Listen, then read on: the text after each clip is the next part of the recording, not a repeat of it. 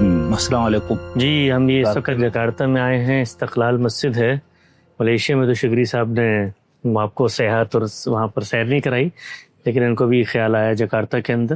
تو جکارتا ہم کل سے پھر رہے تھے. یہاں پر ایک بہت بڑی مسجد ابھی کچھ عرصہ پہلے تعمیر ہوئی ہے، استقلال مسجد کے نام سے ہے. یہ دنیا کی 9ویں بڑی مسجد اس کو کہا جاتا ہے. ساؤتھ ایشیا کی سب سے بڑی مسجد ہے، ساؤتھ ایشیا کی. اور جو کہ انڈونیشیا میں بہت بڑی تعداد میں مسلمان ہیں. انڈونیشیا تقریباً کوئی 28-29 کروڑ کی آبادی ہے، جس میں 86 سے 90% کہتے ہیں مسلمان ہیں. تو یہاں پر مسلمانوں کی بڑی ریپرزنٹیشن، ہر جگہ بڑی بڑی مساجد ہیں. ہاں، یہ بھی ہم استقلال مسجد کو دیکھنے کے لیے آئے تھے. ماشاءاللہ بہت ہی شاندار، پرشکو اور بڑا منفرد اس کا انفراسٹرکچر ہے، اسٹیل کا، اور ہے بھی بہت بڑی ہے. یہاں نمازیوں کی کیا تعداد آپ کچھ بتا رہے تھے؟ ابھی دیکھنا پڑے گا گوگل پہ، لیکن کافی زیادہ تھی. دنیا میں کہہ رہے تھے کہ 9ویں بڑی مسجد ہے یہاں کی. اور اس کے بالکل سامنے گرجا ہے ایک، آپ نے دیکھا ہوگا. اچھا، ابھی وہاں چلیں گے. ہاں، جو کہ ملیشیا کے انڈونیشیا میں آپ کو پتا نا سیکولر آئین رائج ہے. اچھا، یہاں پر اسٹیٹ کا تو اس طرح کوئی ریلیجن نہیں ہے، تو اس طرح ہر ایک کی ریپرزنٹیشن ہر جگہ آپ کو نظر آتی ہے. صحیح. آپ دیکھا ہوگا، رات بھی ہم تمن جگہ گئے تھے، وہاں بھی انشاءاللہ جائیں گے آج دوبارہ بھی. تو وہاں پر بھی جتنی تہذیبیں ہیں یہاں پہ، مسیحی ہیں، بدھسٹ ہیں، ان سب کے وہاں پہ ٹیمپلز وغیرہ بنے ہوئے ہیں. کافی منفرد انفراسٹرکچر ہے اس کا، جیسے کوئی نہیں ماڈرن کنٹمپریری انفراسٹرکچر ہوتا ہے. اور انڈونیشیا ویسے یہاں شافعی المسلک ہے لوگ، سارے لوگ شافعی المسلک ہیں. ملیشیا میں بھی، انڈونیشیا میں، فار ایسٹ میں آپ کے علم میں ہوگا کہ آج سے 400 سال تقریباً پہلے یہاں پر عرب تاجر آئے تھے. صحیح. اور یہ اس پورے ریجن کے مختلف سلاطین تھے یہاں پر، لیکن جو بڑا سلطان تھا، تو عرب جو تاجر تھے انہوں نے، اور یہ اسٹیبلش ہسٹوریکل فیکٹس ہیں، جو یہ لوگ خود ان کے ایمان لانے کی داستان ہے، کوئی فکشنل چیزیں نہیں. اچھا. تو وہاں پر عرب تاجر آئے، انہوں نے کوئی ٹرانزیکشن کی، اور اس میں جو سامان انہوں نے بیچا وہ سامان صحیح نہیں نکلا. تو جو لوکل تاجر تھے وہ اپنے بادشاہ کے پاس گئے اور ان کو جا کے شکایت کی. تو بادشاہ نے کہا عمومی طور پہ تو یہ نہیں ہوتا، لیکن معلومات کرو. جب وہ عرب تاجروں سے بات کی گئی تو انہوں نے سارا سامان بھی واپس لیا اور اس کی ادائیگی بھی کی. اس سے پھر بادشاہ کی دربار تک رسائی ہوئی، وہاں انہوں نے پھر دعوت پیش کی، اور پھر بادشاہ مسلمان ہو گیا. اچھا. اور اس کے نتیجے میں پھر بتدریج پوری جو ملت تھی، یہ سب ایک ہی ریجن ہے، ملیشیا، انڈونیشیا، سماٹرا کا یہ جو علاقہ ہے، برونائی بھی اسی کا حصہ ہے. سنگاپور تو خیر ملیشیا کی ایک چھوٹی سی بستی تھی. وہ سب کے سب پھر بتدریج مسلمان ہو گئے. اور پھر انگریزوں کا جس طرح تسلط بر صغیر پہ ہوا تھا، یہاں پر بھی ہوا. یہاں پر بھی انگریز رہے، اگرچہ وہ ملیشیا میں داخل نہیں ہوئے، وہ ایک جزیرے میں رہتے تھے پینانگ کے. تاہم پھر اس پورے ریجن میں انہوں نے سلاطین اور ملوکیت اور بادشاہت کو قائم رکھا، اور خود انگریز ایک جگہ بیٹھ کے اقتدار سنبھالتے رہے. پھر جب وہ یہاں سے نکلے تھے ملیشیا میں، تو انہوں نے دستور کا حصہ بنایا اس چیز کو کہ بادشاہت رہے گی یہاں پر. البتہ جمہوریت رہی، اس کے بعد پھر ڈکٹیٹرشپ آئی بڑے لمبے عرصہ. فوج بھی بہت بڑی ہے یہاں کی. اچھا. دنیا کی مسلمان ملکوں کی چوتھی بڑی فوج کہتے ہیں. ہاں، پاکستان ہے، پھر ترکی ہے، ایجپٹ اور انڈونیشیا آتا ہے، سعودی عرب میں. یہی بڑے ممالک ہیں. اور یہاں پہ سیاست میں بھی فوج کا کافی اثر رسوخ ہے. تو اوور آل بہت امپریسو ہے انڈونیشیا بھی. ملیشیا میں تو خیر ہم 10 سال رہے، وہاں کی ترقی کو ہم جانتے ہیں. آپ نے بھی دیکھی ہوگی وہاں پر، یعنی انسان حیران اور ششدر رہ جاتا ہے. یہاں تک کہ ہم لوگ جو امریکہ میں رہتے ہیں اور دنیا بھر مجھے دیکھنے کا موقع ملا، یورپ بھی، باقی جگہوں پر بھی، بٹ ملیشیا کی جو ترقی ہے وہ انبلیویبل ہے. ان کا انفراسٹرکچر دنیا کے ماڈرن جدید ترین انفراسٹرکچر میں بھی سب سے آگے اور نمایاں ہے.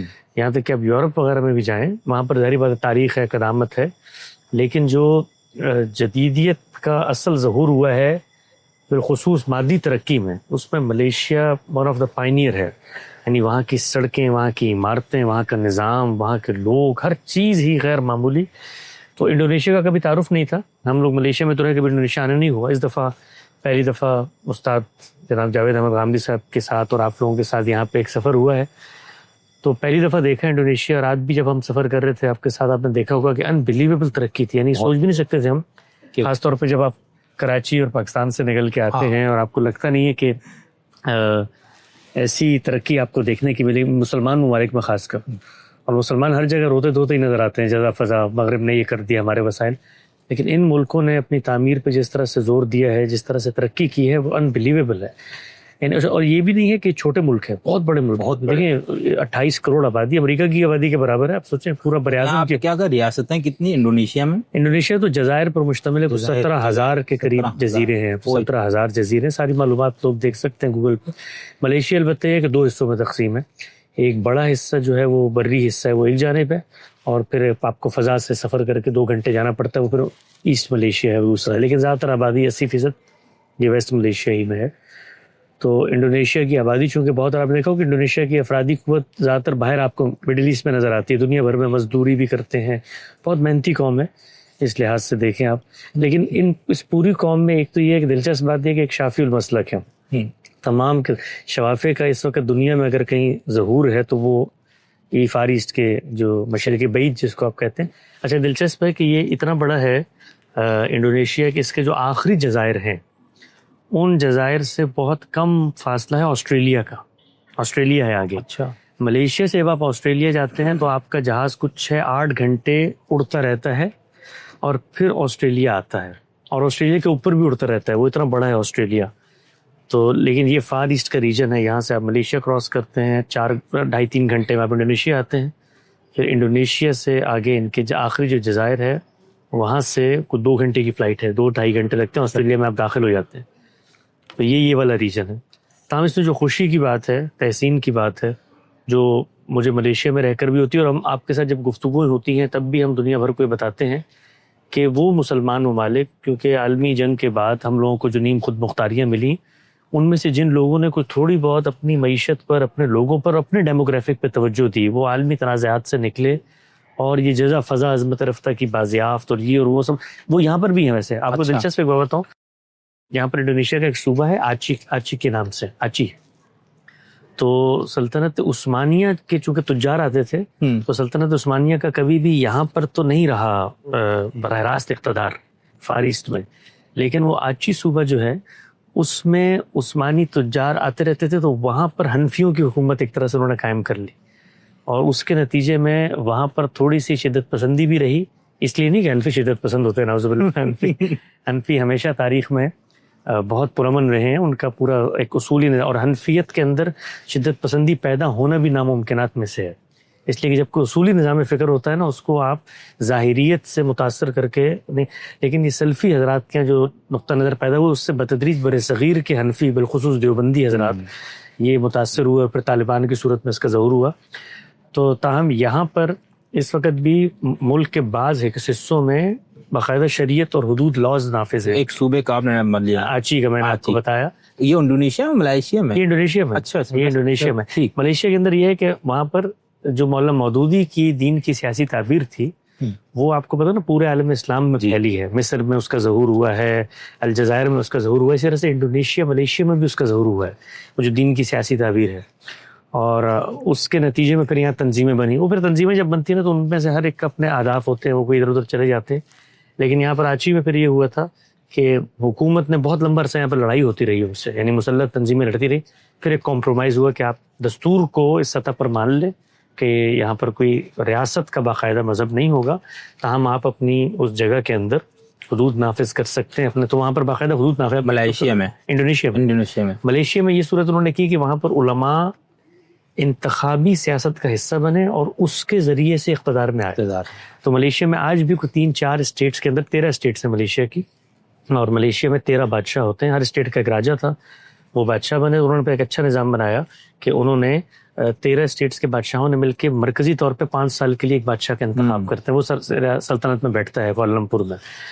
تو وہاں پر جو 4 اسٹیٹس ہیں وہاں پر اس وقت وہاں کی ایک سیاسی مذہبی تنظیم ہے، اس کا وہاں پر اقتدار ہے، اس کے جو سربراہ تھے نیک عزیز تھا ان کا نام، میری ایک دفعہ ان سے ملاقات ہوئی، وہ ہماری جامعہ تشریف لائے تھے، تو نیک عزیز دیوبند کے پڑھے ہوئے تھے، اردو بولتے تھے، بڑی فصیح اردو بولتے تھے، ہاں، ان کے بیٹے اس وقت جو چیف منسٹر ہیں ایک جگہ کے، تو اس وقت ان کو کوئی 3-4، اور وہ ان کی سیاسی حیثیت یہ ہو گئی ہے کہ وہ حکومت سازی میں ان کے ساتھ مل کے معاملہ کرنا پڑتا ہے، ورنہ حکومتیں نہیں بنتی۔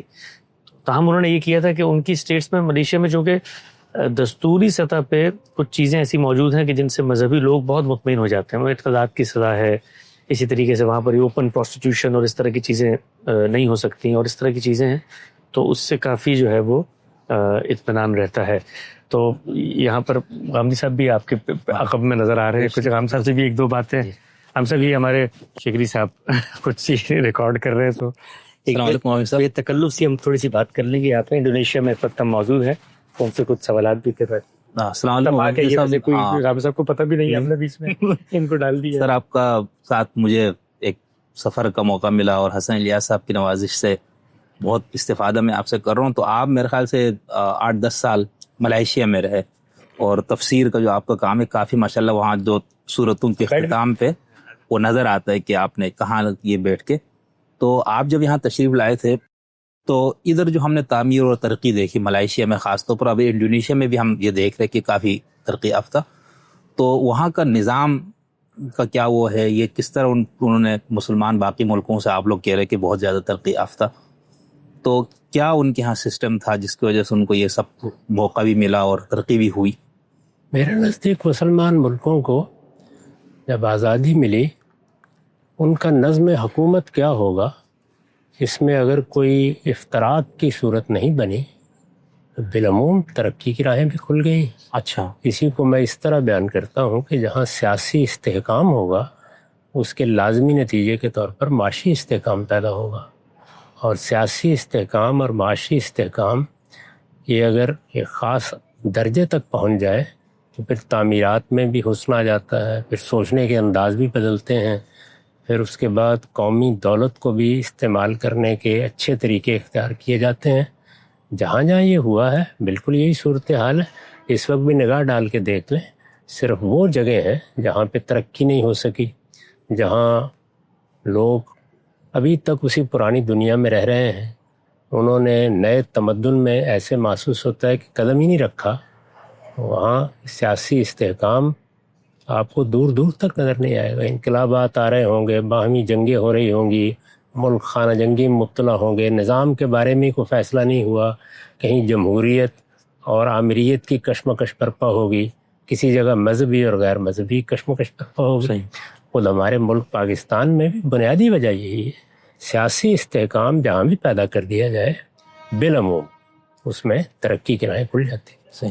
جناب صاحب ماشاء اللہ سے آپ سے دین، تاریخ، ان چیزوں پہ تو ہم بہت گفتگو سنتے ہیں اور جس موضوع پہ بھی آپ کی بات، لیکن جب ہم ملائیشیا میں تھے خاص طور پر تو ہم جہاں جاتے تھے اور وہاں کی کلچر، ثقافت، وہاں کی تعمیر، ترقی، وہاں علاقے کے حوالے سے جو بھی آپ بات کرتے ہیں، مجھے ایسا لگتا ہے کہ غامدی صاحب نے اس میں بھی کوئی اختصاص کیا ہوا ہے. نہیں، میں چونکہ 10 سال وہاں رہا، جی، تو جب آپ کسی جگہ رہتے ہیں تو وہاں کے حالات سے واقفیت حاصل کرتے ہیں. چنانچہ میں جب وہاں منتقل ہوا تو میں نے پہلا کام یہی کیا کہ وہاں کی تاریخ کا مطالعہ کروں. یہ لوگ پہلے کیا تھے، یہ مسلمان کب ہوئے، کس طرح ہوئے، اس کے بعد ان کے ہاں سیاسی لحاظ سے کیا اقدار اختیار کی گئیں، ان کا وہ دور جس میں یہ استعمار کے زیر نگیں آ گئے وہ کس طریقے سے گزرا، اب ان کا نظام کیا ہے، پھر انہوں نے اگر یہ سفر طے کیا ہے تو اس میں کون لوگ ہیں جنہوں نے ان کی قیادت کی ہے، ان قائدین کا اپنا زاویہ نظر جس کو آپ ویژن کہتے ہیں وہ کیا تھا. تو یہ میں نے وہاں تفصیل کے ساتھ مطالعہ کیا. اس طرح کے مطالعے کا موقع انڈونیشیا کے بارے میں نہیں مل سکا. اس کی وجہ یہ کہ میں یہاں رہا نہیں، لیکن جو عمومی معلومات ہیں وہ جس طرح دوسرے اسلامی ملکوں کے بارے میں یا مسلمان ملکوں کے بارے میں ہے وہ یہاں کے بارے میں بھی ہے. اس کو ایک دوسرے زاویے سے بھی آپ دیکھ سکتے ہیں. ہم لوگ مثال کے طور پر سعودی عرب سے، امارات سے، اسی طرح جزیرہ نما کے دوسرے ملکوں سے، ایران سے، ترکی سے زیادہ قریب محسوس کرتے ہیں اور متعلق ہوتے ہیں. افریقی ممالک کے بارے میں ہماری اس نوعیت کی معلومات وہ نہیں ہوتی، لیکن افریقی ممالک کے ساتھ بھی ہمارا ایک پرانا تعلق ہے، وہ مغرب قدیم کے ساتھ مسلمانوں کا تعلق ہے. اس میں ساری چیزیں پڑھنے کی ضرورت بھی ہوتی ہے. اب ہسپانیہ کے بارے میں ہم جتنا جانتے ہیں اتنا شاید ہم تیونس کے بارے میں نہ جانتے ہو. بالکل. تو آپ کا تعلق کیا پیدا ہوا، اس میں ظاہر ہے کہ آپ کے مطالعے کی نوعیت بھی اختصاصی ہو جاتی ہے، اور اگر تعلق پیدا نہیں ہوا تو مطالعے کی نوعیت عمومی رہتی ہے. بالکل. اچھا صاحب، یہاں جو ملائیشیا کا خاص طور پر حسن الیاس صاحب نے ابھی تھوڑی دیر پہلے نا یہ بتایا کہ اسلام کیسے آیا، پھر یہاں پر اکثریتی ملک کیسے بنا مسلمانوں کا، پھر اس کا جہاں جو بادشاہت کا نظام وہ بھی انہوں نے کچھ بتایا. میں آپ سے یہاں پر یہ سوال کروں گا نا کہ یہ دونوں ملک یعنی انڈونیشیا اور ملائیشیا یہ شافعی المسلک، اور ہمارے یہاں عام طور پر تاثر یہ ہے، یہ فقہی مباحث میں ہم پڑھتے تو بہت سے معاملات میں شافعیوں کا باقی جو مسالک کے حوالے سے بھی ان کا رویہ ہمیں ذرا سخت نظر آتا ہے، متشدد یعنی خط جہاد کے نظریے میں میرے خیال سے امام شافعی سے 2 قول ملتے، اور اس میں یہ کہ جو کفر کے خاتمے تک کبھی ایک ان سے رائے منقول ہے نا کہ جہاد کا مقصد ہی ہے. تو لیکن ہم یہاں آ کے تو ہمیں ایسا لگا یا تو شافعی مسلک میں کوئی تحریف ہو گئی ہے یا یہاں کا کلچر کا کوئی اثر ہے؟ تو یہ کیسے ہوا کہ انہوں نے نہ صرف یہ کہ یہاں پر میں جیسے دیکھ رہا تھا مختلف مذاہب کے یہاں پر ثقافتی ساری نشانیاں انہوں نے بہت محفوظ کر کے، کہیں پر مورتیاں ہیں، کہیں پر یہ سب کچھ، تو یہ کیسے ان کے یہاں آیا؟ یہ رواداری، یہ برداشت، یہ اس فقہی مسلک کی وجہ سے ہے یا یہاں کے کلچر کی وجہ سے، یا کوئی اور وجہ آپ کو سمجھ میں آتی ہے؟ شافعی مسلک جب وجود پذیر ہو رہا تھا یا یہ مسالک وجود پذیر ہو رہے تھے، تو اگر آپ غور کر کے دیکھیں تو یہ اس وقت کے عالم اسلام کے دل میں ظہور پذیر ہوا ہے. وہاں جزیرہ نما عرب میں ایک بڑا انقلاب برپا ہو چکا تھا. رسالت مآب صلی اللہ علیہ وسلم کے ذریعے سے ایک نئی دنیا وجود میں آئی تھی. پھر صحابہ کرام کچھ اقدامات کر رہے تھے. اس وقت شریعت کی روشنی میں آپ طابقاً نال بالنال آگے بڑھ رہے تھے. تو اس وجہ سے جب آپ کتابوں میں فقہ شافعی یا فقہ حنفی کا مطالعہ کرتے ہیں تو وہاں آپ کو جو تصویر نظر آتی ہے وہ پھر تاریخ میں اس طرح باقی نہیں رہی. اچھا. جہاں جہاں شافعی لوگ ہو گئے، ظاہر ہے کہ انہوں نے وہاں کے مذاہب کے ساتھ، وہاں کی تہذیب کے ساتھ، وہاں کے پرانے تاریخی روابط کے ساتھ کچھ رویے قائم کیے. ہندوستانی میں مثال کے طور پر دیکھیے کہ حناف جب آئے تو ان کے بعض فقہا نے اصرار کیا کہ یہ مشرکین ہیں، ان کے ساتھ وہی معاملہ کرنا چاہیے، مشرکین کے بارے میں قرآن میں لکھا ہوا ہے. تو یہ معلوم ہے کہ مغلوں سے بہت پہلے جو ہمارے ہاں سلاطین کا ایک نظام رہا، اسی میں ان سلاطین نے یہ بات ماننے سے انکار کر دیا. تو تدریجی طور پر وہ بہت سی چیزیں جو اس وقت صحابہ کرام کے زمانے کے بعد ہماری فقہ میں بڑی نمایاں تھی، وہ پیچھے چلی گئی. صحیح. اور وہ چیزیں زیادہ نمایاں ہو گئیں جن کا تعلق مسلمانوں کی عملی زندگی سے تھا. چنانچہ وہ نماز وہاں فقہ حنفی کے مطابق پڑھ رہے ہیں، یہاں فقہ شافعی کے مطابق پڑھ رہے ہیں. اس طرح تعلیم تدریس بھی اسی کے مطابق ہو رہی ہے. حج کرنے جائیں گے، عمرہ کرنے جائیں گے، وہاں بھی زیر بحث آئے گی. لیکن یہ جو ریاست اور حکومت کے معاملات ہیں، یہ جیسے جیسے مسلمان مختلف ملکوں میں جاتے رہے اور اس اصل مرکز سے ان کا انقطاع ہو گیا یا دوری ہو گئی، تو اس صورت میں رہے نہیں. ہندوستان میں بھی ایسے ہی ہوا. اچھا. لیکن یہاں پر شافی مسلک کی جو کچھ تعبیرات تھیں تو ان کے ساتھ کیا یہاں کوئی انہوں نے مزید اجتہاد کا دروازہ کھولا؟ نہیں، کچھ نہیں ہوا. علماء نے وہ بھی ایسے ہی ہے جیسے ہمارے ہاں فقہ حنفی کی یہ ساری بحثیں یہ مدرسوں میں پڑھائی جاتی رہتی ہیں. جی. لیکن یہ کہ علماء عام طور پر پڑھاتے ہوئے بھی یہ بتا دیتے ہیں کہ ابھی ان کا وقت نہیں آیا، تو اس وجہ سے وہ مؤخر ہو جاتے. صحیح. تو یہاں پر بھی ابھی وقت نہیں آیا. اچھا. یعنی پہلے وقت چلا گیا، پھر وقت آیا نہیں. صحیح. جب وہ آئے گا تو آپ دیکھیں گے وہی سب چیزیں زندہ ہو جائیں گی جتنی. اچھا، ایک اور چیز میں آپ سے بہت فائدہ حاصل کرنے کے لیے، ہم نے یہ پہلے سنا تھا کہ ملائیشیا میں ہمارے جو ڈاکٹر فضل الرحمان صاحب کی اسٹوڈنٹس کچھ امریکہ سے ان سے پڑھ کے آئے تو یہاں پر ان کی فکر کا ایک کچھ اثرات یہ ہم نے سنا. یہاں برابر ہے، لوگوں سے بھی آپ کی ملاقاتیں. تو ایک تو یہ بتائے کہ کیا یہ بات درست ہے، اور دوسرا ہم نے یہ حسن صاحب بھی ابھی بتا رہے تھے کہ سید ابو العلا مودودی کی فکر نے پوری مسلم دنیا کو متاثر کیا، انقلاب، اقامت دین، خدا کی حاکمیت کو لانا. اور یہاں پر جیسے انہوں نے بتایا کہ ملائیشیا اور انڈونیشیا دونوں میں مودودی صاحب کی فکر کے حاملین بھی یہاں موجود ہیں. تو ایک تو فضل الرحمان صاحب پہ روشنی ڈال کے یہ بتائی کہ پھر مودودی صاحب کی اس فکر نے مصر میں، شام، یہاں پر اپنے پاکستان، ہندوستان میں یا باقی جگہوں پر جو نتائج مرتب کیے وہ ادھر کیوں نہیں ہوئے؟ نہیں، ادھر بھی بالکل ایسے ہی ہوا. یعنی جس طریقے سے وہاں ہم نے یہ دیکھا ہے کچھ جماعتیں وجود میں آ گئیں، وہ اس نقطہ نظر کی حامل تھی، انہوں نے لوگوں کو اس بنیاد پر منظم کیا. وہ انڈونیشیا میں ہوا ہے، وہ اسی طریقے سے ملیشیا میں بھی ہوا ہے. وہاں ایک بہت بڑی اسلامی جماعت آپ کہہ سکتے ہیں، پاس کے نام سے موجود ہے.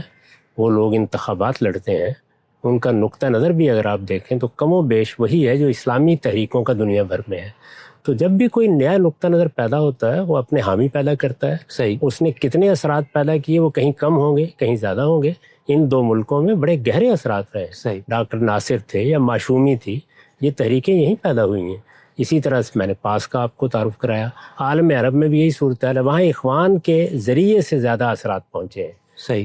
اسی طرح جو نئے فکر پیدا ہوئے ہیں، مثلا اقبال ہے، مثلا ڈاکٹر فضل الرحمان ہے، تو ان لوگوں کے ساتھ محبت رکھنے والے لوگ بھی جہاں جہاں گئے ہیں کچھ نہ کچھ اثرات پیدا ہوئے. صحیح. وہ افکار اپنی ذات میں سیاسی نہیں ہے. صحیح. یعنی یوں نہیں ہے کہ وہ سیاسی جد و جہد کی بنیاد بنتے ہیں. جی. وہ علمی دائرے میں ہے. تو علمی دائرے میں آپ ملیشیا میں جائیں، انڈونیشیا میں جائیں، آپ کو اس کے حاملین ملیں گے، آپ کو پروفیسروں میں ملیں گے، آپ کو سیاستدانوں میں ملیں گے. آپ اگر جو لوگ اس وقت زمام کار سنبھالے ہوئے ہیں ان ملکوں میں ان سے بھی بات کریں تو وہ بہت سے معاملات میں ان افکار کے قائل ہوں گے. صحیح. مثال کے طور پر انور ابراہیم ہے یا کوئی دوسرے لوگ ہیں، تو وہ آپ کو ہر جگہ مل جائیں گے. لیکن بحثیت مجموعی کیا مسلمانوں کے اندر ان میں سے کوئی چیز بھی اس درجے میں اندر اتر گئی ہے جیسے مثال کے طور پر حنفیت یا شافعیت یا تصوف؟ ایسا کہیں بھی نہیں. صحیح. اچھا ایک اور چیز نا صاحب، جیسے سعید صاحب ابو العلا مودودی کی فکر پہ ہم یہ دیکھتے نا، انہوں نے جہاد کی تعبیر تو یہ کی کہ اس کا مقصد ہے اقامت دین کے لیے، یعنی دین کے نظام کو، اسلام کو غالب کرنے کا ایک ذریعہ ہے. یہ علت القتال میں وہ یہ میں غلط سمجھا ہوں، یہ بھی آپ تصحیح فرمائیے گا. تو ہم یہ دیکھتے ہیں جو عالمی جہادی تحریکات کے اندر یہ چیز آ گئی کہ بھئی اسلام میں جہاد کا مقصد دیگر مذاہب کا خاتمہ نہیں ہے لیکن نظاموں کا خاتمہ ہے، اور اسلام کو بطور نظام غالب کرنا ہے. ٹھیک. اچھا پھر سعید صاحب کے ہاں یہ چیز ہمیں ملتی ہے کہ انہوں نے پھر پاکستان کے اندر رہتے ہوئے جنہوں نے دین کی تشریح کی تو انہوں نے انتخابی سیاست کے راستے کو بھی ایک حل کے طور پر پیش کیا کہ بھئی جو کام مسلح جد و جہد سے ہم نے حضور نے کیا یا صحابہ نے کیا، اس کے لیے آج ہم اس کو ایک کیا کہنا چاہیے ایک پرامن طریقے سے کر سکتے ہیں. تو یہاں پر ان کو چونکہ یہ موقع ملا، یہاں کے جو جماعت مودودی صاحب کی فکر سے متاثر تھے اور ان کی انتخابی سیاست میں حصہ لینے کا ہی موقع ملا اور کچھ کامیابیاں ہمیں ملی، تو اس وجہ سے وہ جہادی والا نظریہ ان کے یہاں نہیں آیا یا کوئی اور وجہ ہوگی؟ نہیں، اس کو مولانا مودودی صاحب نے خود 1956 میں بالکل 2 اور 2 4 کی طرح واضح کر دیا تھا. اگر آپ ان کی وہ تقریر پڑھیں جو تحریک اسلامی کا آئندہ لائے عمل کے نام سے شائع ہوتی ہے، یہ ماشی گوٹ میں کی گئی تھی، اس میں یہی چیز زیر بحث تھی. اس میں انہوں نے یہ کہا کہ ہمارے لیے 2 ہی راستے ہیں، ایک یہ کہ ہم ہتھیار اٹھائیں اور اس طریقے پر جدوجہد کریں جو مثال کے طور پر صحابہ میں ہمیں نظر آتا ہے. کیونکہ مسلمانوں کے ہاں بھی جمہوری اقدار کو تسلیم کر لیا گیا ہے، یہ بات مان لی گئی ہے کہ یہاں حکومت کو رائے عامت میں تغیر پیدا کر کے تبدیل کیا جا سکتا ہے. تو اب میں اس کو جائز نہیں سمجھتا کہ یہاں ہم تلوار اٹھائیں. صحیح. یہاں انہوں نے یہ نہیں کیا کہ یہ 2 راستے ہیں، ان میں سے میں نے تدبیر کے لحاظ سے اس کا انتخاب کیا. وہ کہتے ہیں یہ دوسرا راستہ اب جائز ہی نہیں رہا. یہ بات خود مولانا مودودی نے انہی الفاظ میں بیان کر دی. یعنی ان کے الفاظ یہ ہیں کہ ہمارے لیے اب جب کہ یہاں جمہوری طریقے سے حکومتوں کے نظام کو تبدیل کرنے کے اصول کو تسلیم کر لیا گیا ہے تو ہتھیار اٹھانے کی شرعاً کوئی گنجائش باقی نہیں. صحیح. تو سر اس میں کیا آپ کو تضاد کہیں گے ہم کہ الجہاد کتاب سے لے کر تفسیر تفہیم القرآن اور باقی بھی جو ان کی تصریحات اور ان کتابوں میں بھی ہم یہ دیکھتے ہیں کہ وہ جہاد علت القتال یہی بیان کر رہے کہ خدا کے نظام کو بطور نظام قائم کرنا، لیکن کوئی تضاد نہیں ہے جی کوئی تضاد نہیں ہے. مثال کے طور پر اگر کسی جگہ آپ پیغمبروں کے زمانے میں بھی ان کی پوری تعبیر کو مان کر میں جواب دے رہا ہوں، اگر آپ یہ کہتے ہیں کہ دعوت دینے کے نتیجے میں انقلاب آ جائے گا، تبدیلی آ جائے گی، نظام بدل جائے گا، تو کیا کوئی آدمی آپ کو یہ کہتے ہوئے دیکھنا پسند کرے گا کہ نہیں ہم اس کے باوجود تلوار اٹھائیں گے؟ ہے کہ جہاد کرنے کی نوبت اگر آئے گی تو باعث کیا ہے؟ علت القلال میں یہ زیر بحث ہے. جی، یعنی قتال کی علت میں یہ زیر بحث ہے. یہ بات کہ یہ علت جہاں پائی جائے گی وہاں لازماً قتال کرنا ہے، یہ مولانا مودودی نے کبھی نہیں کہا. اس وجہ سے قتال تو وہیں کیا جائے گا نا جہاں مثال کے طور پر دعوت کو کوئی پذیرائی حاصل نہیں ہے. یعنی آپ قتال کرتے وقت کیا کرتے ہیں؟ ہم دعوت دیں گے، مخاطب آپ کی بات سننے کے لیے تیار ہے، پھر بھی قتال کریں نہیں، یہی وہ کہہ رہے ہیں. صحیح. ویسا نہیں ہے کہ انہوں نے اپنی کسی بات سے مختلف کوئی بات کہی ہے، بلکہ جو چیز انہوں نے اپنے ہدف کے طور پر سامنے رکھی ہے وہی ہے. یعنی ایک اسلامی نظام کا قیام، اسلامی حکومت کا قیام، یا بدرجہ آخر عالمی سطح پر خلافت کبریٰ کا قیام. جی، یہ ہدف ہے. اس ہدف کو کبھی پوری زندگی میں انہوں نے ترک نہیں کیا. اس کے بعد کیا اس کے لیے تلوار اٹھائی جا سکتی ہے؟ وہ کہتے ہیں اسی کے لیے تو اٹھانی ہے. یہی تو اصل میں علت ہے اس کی. صحیح. کیا ہر وقت تلوار اٹھانے ہی کا طریقہ اختیار کیا جائے گا؟ کہتے ہیں کہ اس وقت جب اس کے علاوہ کوئی راستہ نہیں رہے گا. صحیح. اس وقت نئے راستے کھل گئے ہیں تو ہمارے لیے اب اس راستے پر جانے ہی جائز نہیں ہے، وہاں پر تو آپ کو لوگوں کی جان لینی ہے. تو اس آخری اقدام کے لیے اگر ضرورت ہوگی تو کریں گے، ضرورت نہیں ہے تو نہیں کریں. نہیں کر. صحیح. جناب صاحب یہ ملائیشیا پہ ہم دوبارہ آتے ہیں تو ایک تو یہ میں نے آپ سے معلومات لینی تھی کہ اس فکر کا اور ان کا اثر. دوسرا ہمیں یہ بتانا یہاں پہ لوگوں کو بھی میں نے یہ دیکھا کہ بہت شہریت کی ان کو آداب پتہ ہے، صفائی ستھرائی سے متعلق ان کا بہت. تو کیا ان کی نظام تعلیم میں ان کو کوئی ایسی تربیت دی جاتی ہے یا ان کا قومی مزاج ہی اس طرح ہے؟ کیونکہ میں تو چونکہ پاکستان کے علاوہ ایران کو دیکھا ہے اور اب تیسرا ملک دوسرا یہ دیکھ رہا ہوں باہر کا، تو یہاں تو دیکھ کے مجھے تو ایسا لگا جیسے ہم کسی ایسی جگہ سے اٹھ کے جنت میں پہنچے ہیں. یہاں کی تعمیر، ترقی، صفائی، یہ سب کچھ دیکھ کے، تو یہ قوموں کے اندر مزاج کس طرح سے پیدا نہیں، قوم نے خاص طور پر؟ بات یہ ہے کہ قوموں کی کچھ تو افتادیں تباہ ہوتی ہے، بعض اقوام اپنی طبیعت کے لحاظ سے نرم خو ہوتی ہیں، ان کے ہاں بڑوں کا ادب احترام ایک روایت بن چکا ہوتا ہے، ان کی تہذیبی روایت میں کوئی انقطاع نہیں آیا۔ اس طرح کے بے شمار عوامل ہیں جو یہاں میسر ہیں، ہمارے ہاں یہ چیز اس طرح نہیں رہی۔ ایک تو آپ غور کر کے اگر دیکھیں تو مسالک کا بہت تنوع ہے جو یہاں نہیں ہے، تعبیرات کا بہت تنوع ہے جو یہاں نہیں ہے، اسی طرح سے خاندانی نظام، تہذیبی روایت، اس کو ہمارے ہاں کئی ادوار سے گزرنا پڑا ہے، جس میں وہ منقطع بھی ہوئی ہے، قائم بھی ہوئی ہے، ایک جگہ زیادہ ہوئی، دوسری جگہ کم ہوئی، یہاں وہ کبھی بھی نہیں ہوئی۔ تو بہت سے عوامل ہیں جنہوں نے مل کے ان کا ایک ذہن بنایا۔ پھر یہ ہے کہ جس وقت آپ کے ہاں سیاسی استحکام پیدا ہوتا ہے، اچھی قیادت منظم کرتی ہے، چیزوں کو قاعدے میں لایا جاتا ہے، قانون بڑی حد تک بے لاگ طریقے سے معاملہ کرتا ہے، تو نتائج بھی بہتر ہونا شروع ہو جاتے ہیں۔ وہ خود ہمارے اپنے ملک میں بھی بارہا ہم نے دیکھا ہے کہ یہ صورت پیدا کر دی جائے تو وقتی طور پر ایک بہتری محسوس ہوتی ہے۔ تو جو عوامل عام طور پر قوموں کی تعمیر میں ہوتے ہیں، ان میں جس طرح سے آپ کو اطباء کہتے ہیں نا کہ فلاں فلاں بیماریاں تو آپ کی جین میں داخل ہیں، تو وہ کچھ تو ہمارے ہاں افراتفری اور ایک خاص طرح کا تحکم، چیزوں کے معاملے میں قبولیت کی طرف عدم رغبت، یہ کچھ بڑی حد تک تو ہمارے یہاں ویسے ہی موجود ہے۔ لیکن اس کے ساتھ جو انتشار پیدا ہوا استعمار کے زمانے میں، جو وقت گزارا، جس طرح لا قانونیت کو خود اس سے نجات کا ذریعہ بنایا گیا، جس طرح کے مظاہرے ہوئے، جس طرح کی سیاسی تحریکیں منظم ہوئیں، جس طرح سے خود وہاں کے لوگوں کو افواج میں بھرتی ہو کے خدمات انجام دینی پڑی، پھر وہ واپس آئے، تو بے شمار عوامل ہیں جنہوں نے مل کے ایک طرح کی انارکی کا مزاج پیدا کر دیا ہوا ہے۔ اس کے لیے یہ بڑا ضروری تھا کہ جیسے ہی ان ملکوں میں مسلمانوں کی اپنی حکومتیں قائم ہوئی تھیں تو وہ سیاسی استحکام کی طرف بڑھ جاتے۔ جہاں بڑھ گئے ہیں وہاں آپ دیکھتے ہیں کہ تعمیر و ترقی بھی ہوئی ہے۔ یعنی میرے آپ کے زاویہ نظر سے آمریت، بادشاہت ناقابل قبول ہو سکتی ہے، جی، لیکن سیاسی استحکام اگر اس سے حاصل ہو جائے گا تو نتائج بالکل مختلف نکلیں گے، جمہوریت سے حاصل ہو جائے گا تو نتائج بالکل مختلف نکلیں گے۔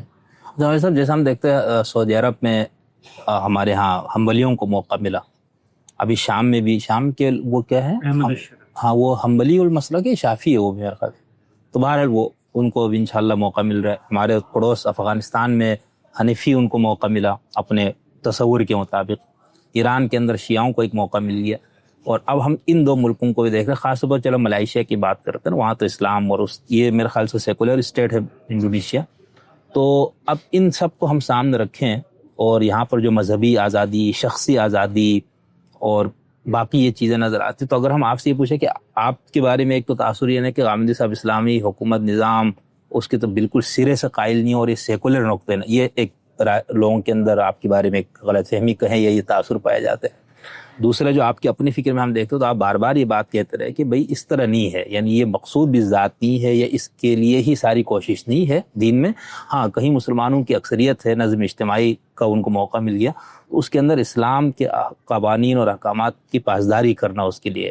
تو اگر ہم ان 4-5 مثالوں کو دیکھیں تو آپ کی فکر سے قریب آپ کس کو کہیں گے؟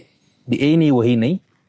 یہ جو باتیں میرے بارے میں لوگ کہتے ہیں وہ بے پڑے کہتے ہیں، اور ان کو سننے کی توفیق بھی نہیں ہوئی ہوتی۔ میں نے حال میں اعتراضات سیریز میں اسلام اور ریاست کے زیر عنوان اپنا پورا نقطہ نظر اس کے پورے استدلال کے ساتھ پیش کیا ہے۔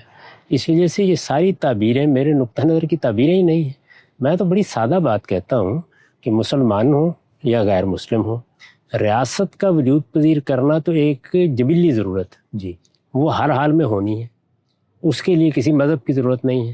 وہ جہاں ہوگی وہاں لوگوں کی یہ ذمہ داری ہے، یہ ان کا فرض ہے کہ وہ شریعت کی پابندی کریں۔ تو جس طرح یہ میرا فرض ہے بحیثیت مسلمان کہ میں اپنی انفرادی زندگی میں شریعت کی پابندی کروں، جب لوگ حکمران ہوں گے تو ان کا فرض ہے کہ وہ شریعت کی پابندی کریں۔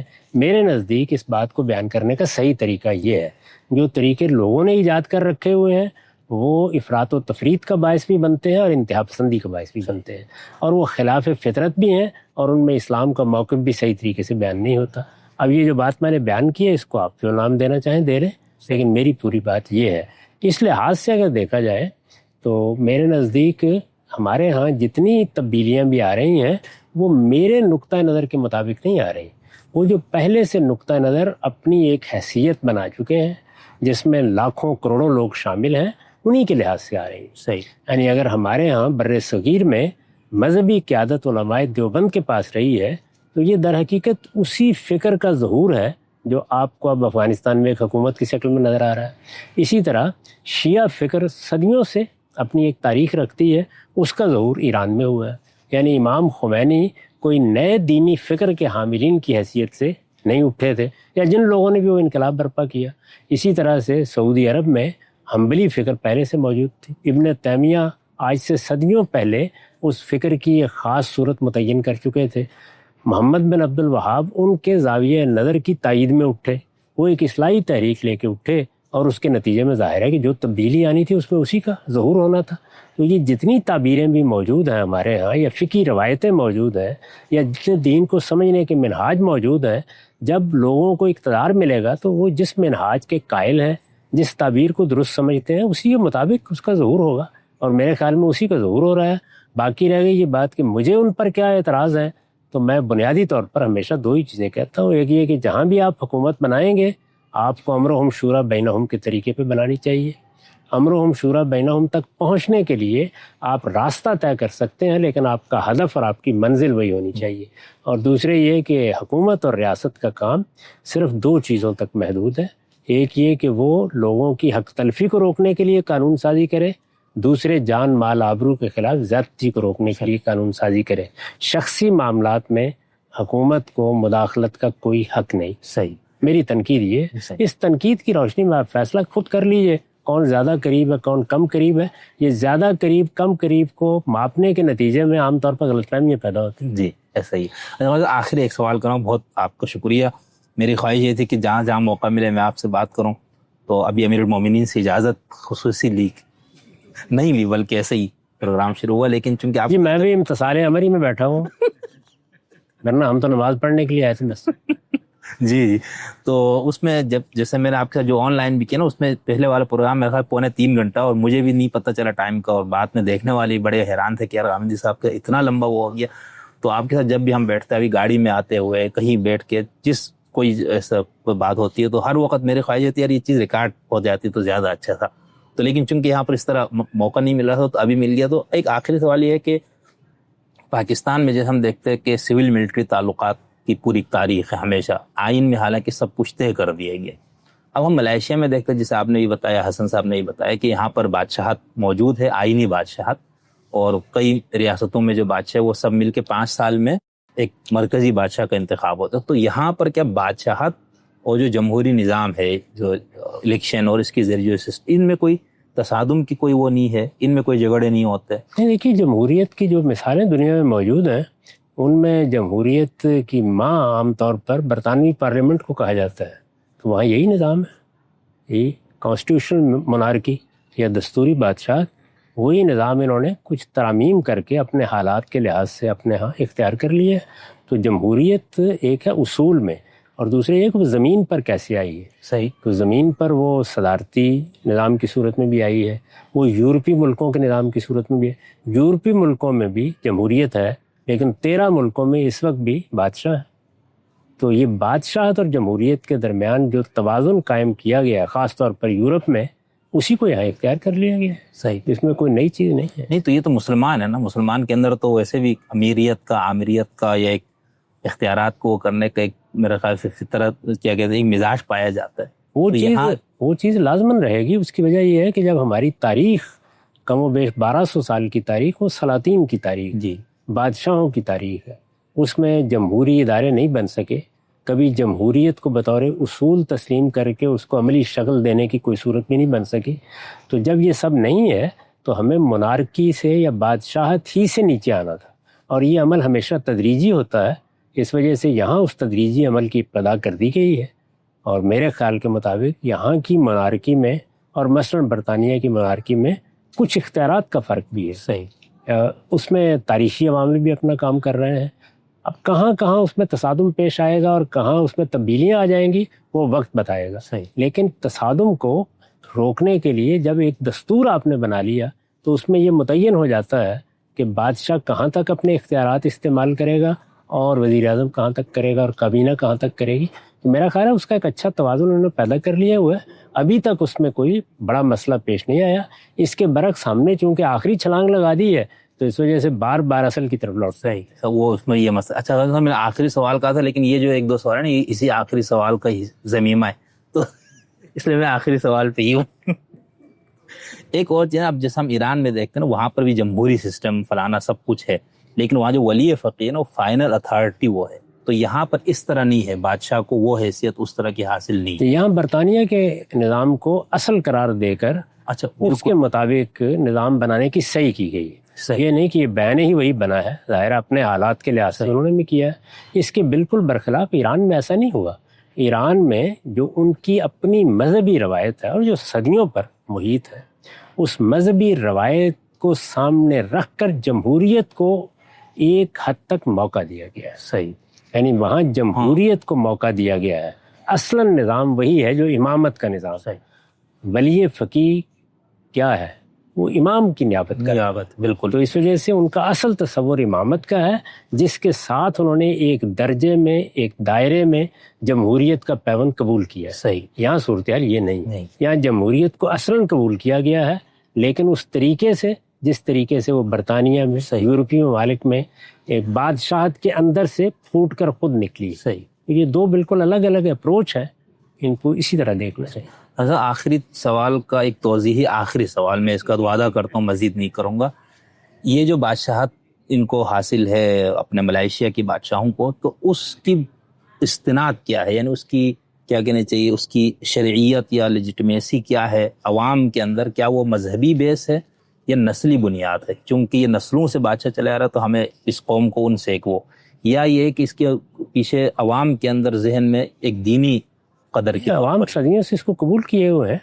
اور ہمارے ہاں اس صورتحال یہ بھی نہیں ہے کہ ہمارا علم بادشاہت کے بارے میں یہ فتویٰ دیتا رہا ہے کہ یہ ہر حال میں ناجائز ہے. اس طریقے کو تسلیم کیا گیا ہے, ہماری کتابوں میں تسلیم کیا گیا ہے. تو بادشاہت مسلمانوں کے ہاں ایک تسلیم شدہ چیز ہے. صحیح. یا اقتدار پر قابض ہونا یا اپنا تغلب قائم کرنا یہ ایک درجے میں قابل قبول رہا ہے ہمیشہ. اس وجہ سے کوئی مذہبی بحث پیدا نہیں ہوئی. تاریخی طور پر بادشاہتیں موجود تھیں, کسی کی مدت 400 سال ہے, کسی کی 500 سال ہے, ان کو اسی تاریخی تسلسل میں قبول کیا گیا جیسے برطانیہ میں قبول کیا گیا. تو وہاں جمہوریت کی کوئی بحث بھی بادشاہت کے حتمی خاتمے کے لیے بنا استدلال نہیں بنتی. صحیح. یہ ہم نہیں بن رہے. آخری سوال ایک میری جانب چاپوٹ کے خاتمہ کر جی کہ ہمارا ملک جو پاکستان ہے, یہ جو یہاں پر آپ نے ترقی دیکھی ہے, وسعلی دیکھی ہے, لوگوں کو مطمئن دیکھا ہے, قانون کی حکمرانی ہے, ہم لوگ اس طرف کا سفر اب کیونکہ 70 سال کی تاریخ بھی ہے, اس میں تجربات بھی تو ہو گئے. اب کوئی جو نسخہ کیمیا غامی صاحب اگر بتائیں کہ لستا بطولی بات تو ہوتی ہے کہ وہی سول ملٹری اور یہ جو ابھی اس وقت ایک نظام بن گیا ہے ہائبرڈ سا, کیسے آگے کیسے بڑھے؟ آپ کی اس سے آواز شاید ریکارڈ ہو گئی ہے تو اسی کو میں تھوڑا سا یوں بھی کر لیتا ہوں. ہمارے یہاں میں طالب علم کے طور پر یہ کہتا ہوں کہ ایک زرداری صاحب کا ماڈل ہے کہ بھئی یہ تصادم جھگڑے مگڑے نہیں کرو, آپ آئینی جمہوری جدوجہد سے جو آپ سے ہو سکتا ہے آئین میں کچھ ترمیم مرمیم کر کے اختیارات سویلین کی طرف. ایک ہمارے بڑے میاں صاحب کا تھا کہ ہر وقت ٹکراؤ والا, ایک ابھی چھوٹے میاں صاحب شہباز شریف صاحب کا انداز ہے. تو وہی جو سوال ہے ان میں سے ہم لوگ آپ کس کو, چلے میں اس کو شاید شخصیات اس کے حوالے سے آپ کے سامنے سوال نہیں رکھنا چاہیے تھا. تو ہمارے ہاں اس کشمکش کا خاتمہ کس طرح کیا جائے, پھر ہم پاکستانی بھی اس طرح سے تعمیر و ترقی کے راستے پہ گامزن ہو جائے. ہر معاملے میں صحیح رویہ یہ ہوتا ہے کہ حقیقت کو تسلیم کر لیا جائے. یعنی یہ مان لیا جائے کہ اس وقت ہم ویسٹ منسٹر جمہوریت کے دور میں داخل نہیں ہیں. ہمارے ہاں ہمارے ملکی حالات کے لحاظ سے جس نوعیت کا مصالحانہ طرز عمل اختیار کر کے آگے بڑھا جا سکتا ہے آگے بڑھنا چاہیے. صحیح. لیکن اس سے ہمارے اصل میں آئین کے ساتھ تضادات پیدا ہوتے ہیں. جی. تو اس وجہ سے میں ہمیشہ یہ کہتا ہوں کہ ہمارے ہاں جتنے لوگ بھی ذمہ دار لوگ ہیں, ظاہر ہے کہ اس میں فوج بھی اب ایک حیثیت رکھتی ہے, ہمارے ہاں مذہبی قیادت بھی ہے, سیاسی قیادت بھی ہے, ان کو مل بیٹھ کے ایک ایسا نظام بنا لینا چاہیے جس میں منزل متعین کر لی جائے. وہ امر ہم شورا بینہم ہی ہونی چاہیے. ٹھیک. وہ ہمارے دین کا بھی تقاضا ہے, وہ علم و عقل کا بھی تقاضا ہے. اس منزل تک پہنچنے کے لیے ہمیں کن مراحل سے گزرنا ہے وہ بھی متعین کر لیا جائے اور کوشش کی جائے کہ مصالحت کے ساتھ اور ایک دوسرے کی عزت کو ملحوظ رکھتے ہوئے ہم آگے بڑھ سکیں. یہ میرے خیال میں اس کے علاوہ کوئی راستہ نہیں. اس وقت جن لوگوں کی آپ نے مثال دی ہے وہ رویوں کی مثال ہے. رویوں کے ذریعے سے کسی وقت بھی کوئی اختلال پیدا ہو سکتا ہے. صحیح. یعنی میرا رویہ ہے تو وہ بالکل اور نتائج پیدا کر دے گا، آپ کا ہے تو اور ہے. اس چیز کو ہمیں سوچ سمجھ کر اپنے نظام میں داخل کرنے کی صحیح کرنی چاہیے. صحیح. یہ ہم نے نہ کیا تو وہ کشمکش اسی طرح باقی رہے گی. اور جس طرح کہ میں ہمیشہ کہتا ہوں کہ اس ملک کی پیدائش کے ساتھ اس کو یہ 2 امراض لاحق ہیں. اس میں سول ملٹری کشمکش اندر موجود ہے، باہر موجود ہے، اس وقت بھی موجود ہے. ابھی تک اس کا کوئی حل نہیں نکالا جا سکا. اور اسی طریقے سے مذہبی ریاست ہے یا قومی ریاست ہے، یہ کشمکش بھی اسی طرح موجود ہے. اور اس کشمکش کے لیے بھی بس وہی ہوتا ہے کہ وقتی طور پر آپ کوئی تدبیر یا رویہ اختیار کر کے مصالحت کر لیتے ہیں. تھوڑا عرصہ نہیں گزرتا کہ پھر کسی نہ کسی کا رویہ اور کسی نہ کسی کی تدبیر غلبہ حاصل کر لیتی ہے. تو یہ کشمکش ختم کرنا ضروری ہے. وہ ہمیشہ کسی نظام کو اس کی منزل اور اس کے راستے سمیت طے کر کے ہوا کرتا ہے. اور جیسے میں ایک بہت لالچی طالب علم ہوں، اور مجھے یہ ہوتا ہے جہاں موقع ملا میں نے آپ سے جو ہے نا کچھ نہ کچھ وہ حاصل کرنا ہے. لالچ ویسے ہر حال میں بری بلا ہے لیکن علم کے حال میں نہیں ہو سکتا یہ اس میں بھی. تو اس کے اندر میں بہت زیادہ یعنی مجھے جس خوشی اور سرشاری کی جو کیفیت ہے وہ میں بیان لفظوں میں نہیں کر سکتا ہوں. بس غالب کا ایک شعر ہے، اس میں ثوڑی سی تحریف کر دیتا ہوں، تبدیلی. اور غامدی صاحب میں شعر غلط پڑھتا ہوں، نجم صاحب کو یہ شکایت ہوتی ہے. تو غامدی صاحب تو چونکہ خود ادیب اور شاعر بھی ہیں تو ان کے ذوق پہ بھی شاید گرا گزرے، لیکن میں اپنے جذبات کا اس طرح سے کہ بنے ہیں غامدی کا مصاحب اور پھرے ہے اتراتا، ورنہ شہر میں شگری تیری آبرو کیا ہے. تو یہ اور اس پورے سفر اور اس کے لیے جو وہ سب سے زیادہ میرے لیے جو میں شکریہ جن کا بہت زیادہ ادا کروں گا دل کی گہرائیوں سے، میرے محسن ہے محترم جناب حسن الیاس صاحب. انہوں نے ہی مجھے یہاں پر اور پھر غامدی صاحب کے ساتھ ایک صحبت کا موقع دیا. تو انشاءاللہ جہاں جہاں مجھے موقع ملا میں غامدی صاحب سے کچھ نہ کچھ حاصل کروں گا اور آپ لوگوں تک پہنچاؤں گا. تو بہت شکریہ.